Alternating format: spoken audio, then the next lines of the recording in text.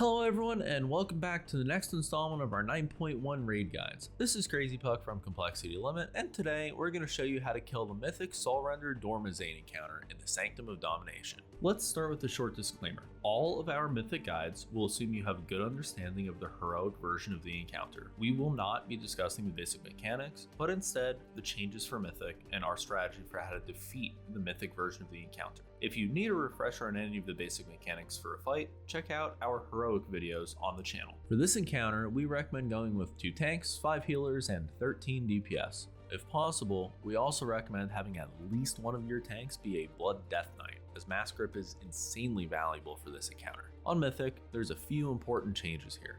The most blatant one is the presence of a new ad, a Mossworn Overlord. This will spawn with every set of Mossworn Agonizers. There will always be one Overlord per set of ads. They themselves aren't actually dangerous, but their effect on the Agonizers is.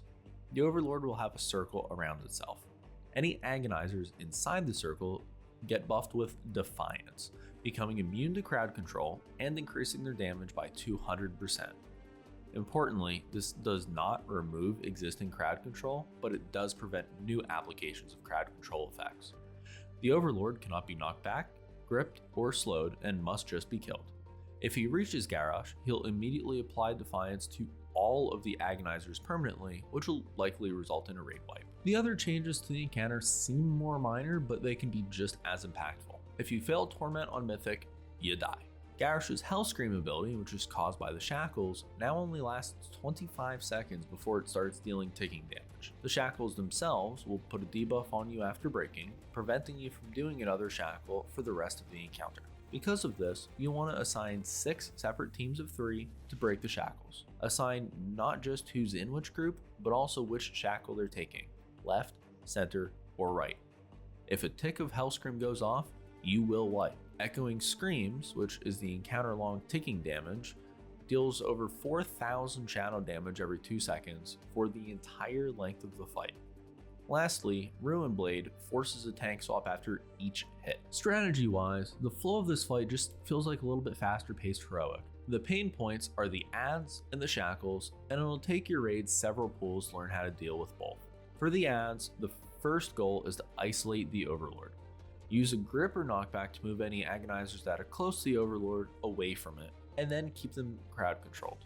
You can hard crowd control Agonizers with things like Freezing Trap and Imprison, so you should absolutely do that. Have both players afflicted by the brand of Torment run on top of the Overlord so your raid deals more damage to it, and all DPS should hard swap and burn him down as quickly as possible. Once he dies, get the Agonizers fully grouped up with more knockbacks and grips, put at least one brand, if not both of them, on top of the Agonizers, and AoE them down.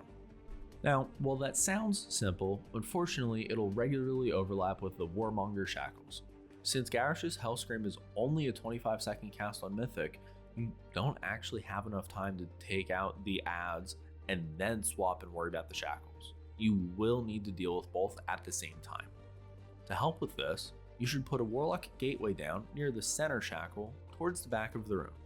Have your assigned team for that set of shackles run over immediately when the shackles themselves spawn and grab whichever one they're assigned to.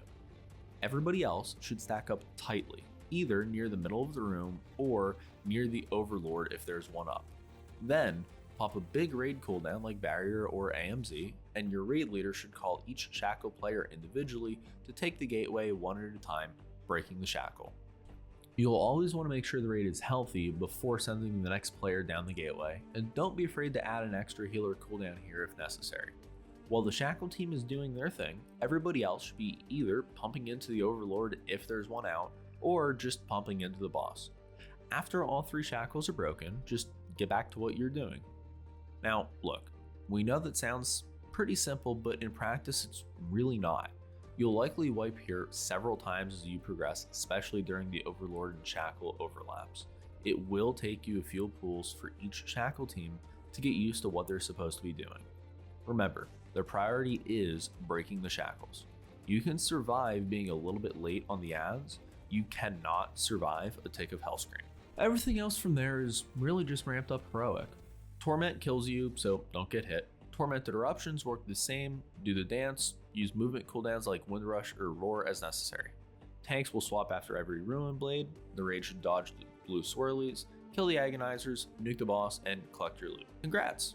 And if you've been following our guides, you're now 5 of 10 Mythic, and you're halfway through the raid, and now you're on the Paintsmith. You're probably going to be there for a while. If you enjoyed this guide, remember to give this video a thumbs up, and don't forget to make sure you're subscribed to the channel to catch all of our previews, guides, kill videos, and more. From the team here at Complexity Limit, have a great day, and we'll see you next time.